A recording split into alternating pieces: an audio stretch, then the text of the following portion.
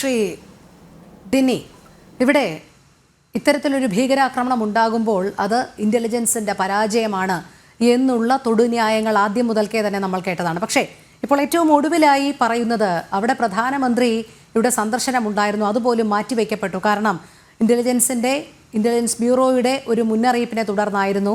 പക്ഷേ പതിവിന് വിപരീതമായി ഏപ്രിൽ മാസത്തിൽ തന്നെ ഈ വിനോദസഞ്ചാര കേന്ദ്രം തുറന്നതും സുരക്ഷാ ക്രമീകരണങ്ങൾ ഒരുക്കാത്തതുമൊക്കെയാണ് ഇത്ര വലിയ ഒരു ഭീകരാക്രമണത്തിലേക്ക് നയിച്ചത് എന്നുള്ളതാണ്. താങ്കൾക്ക് ഈ മേഖലയിൽ നിൽക്കുന്നത് കൊണ്ട് തന്നെ കൃത്യമായി അറിയാം നമ്മുടെ പ്രതിരോധ സംവിധാനങ്ങൾ എങ്ങനെയാണ് പ്രവർത്തിക്കുന്നത് എന്നുള്ളത്.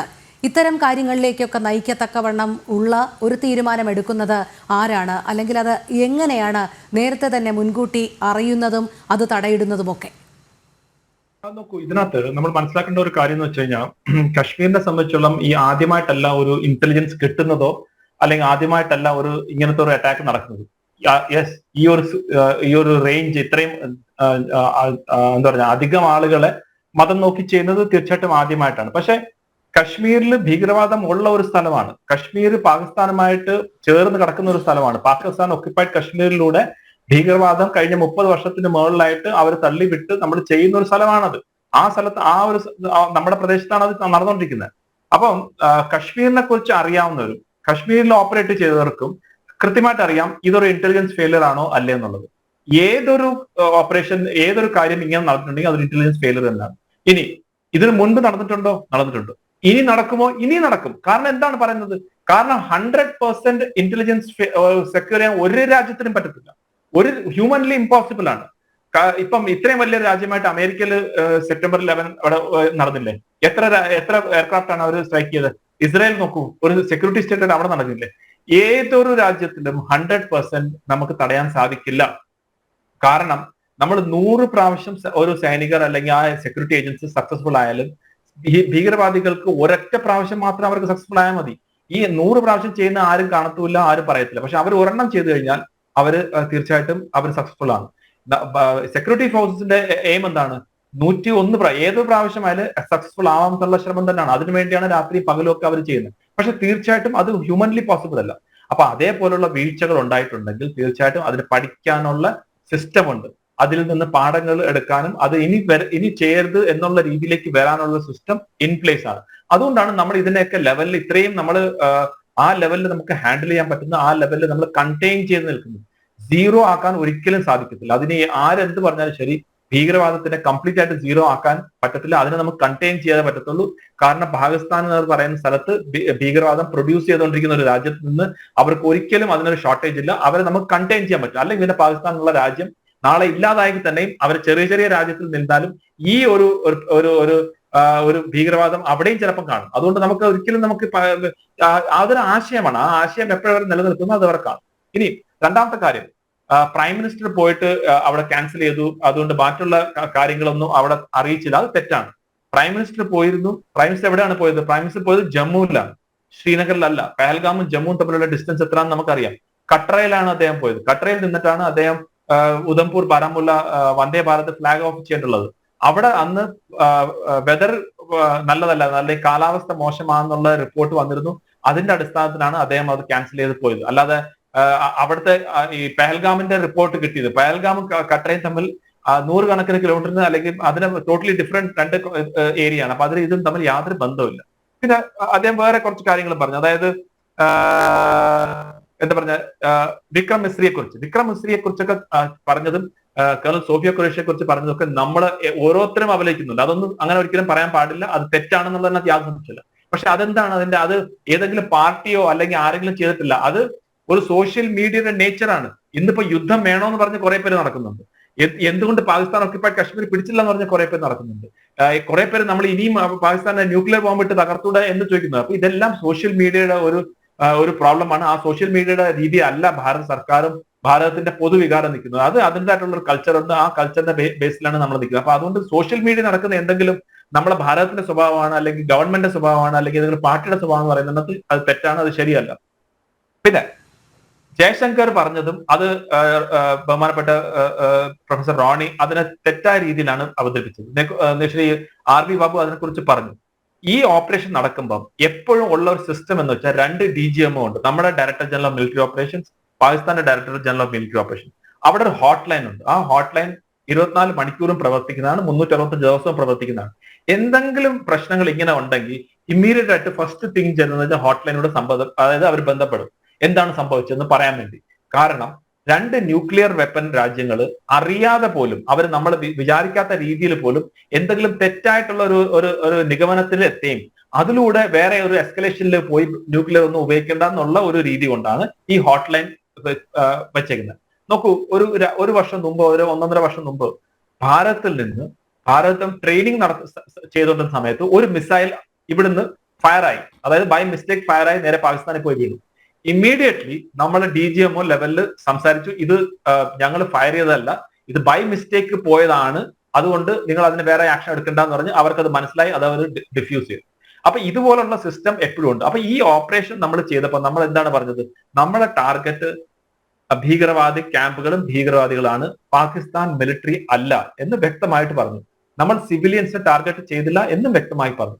തേർഡ് തിങ് നമ്മൾ എന്താ പറഞ്ഞത്? നമ്മൾ ഇതിനെ എസ്കലേറ്ററി അല്ലെങ്കിൽ നമ്മൾ ഇതിനെ ഒരു യുദ്ധത്തിലേക്ക് തള്ളിവിടണം എന്നുള്ള ആഗ്രഹമില്ല എന്ന് നമ്മളിത് ഓപ്പറേഷൻ ലോഞ്ച് ചെയ്ത സമയത്ത് തന്നെ നമ്മൾ പറഞ്ഞു. ഇതിന്റെ ഭാഗമായിട്ടാണ് ആ ഓപ്പറേഷൻ ചെയ്തിട്ട് നമ്മുടെ DGMO അവിടെ വിളിച്ച് പറയുകയാണ്, ഞങ്ങൾ ലോഞ്ച് ചെയ്തിട്ടുണ്ട് ഓപ്പറേഷൻ, അത് ഭീകരവാദത്തിന് അഗേൻസ്റ്റ് ആണ്, അത് സൈനികർ അഗേൻസ്റ്റ് അല്ല എന്ന് കൃത്യമായിട്ട് പറഞ്ഞു. അതിന്റെ ഉത്തരമായിട്ട് DGMO പാകിസ്ഥാൻ പറഞ്ഞു, ഇത് ഞങ്ങൾ തിരിച്ചടിച്ചിട്ട് മാത്രമേ ഞങ്ങൾ അടങ്ങുള്ളൂ. അതായത് അവർ പറഞ്ഞു ഞങ്ങൾ തിരിച്ചടിക്കുമെന്ന്.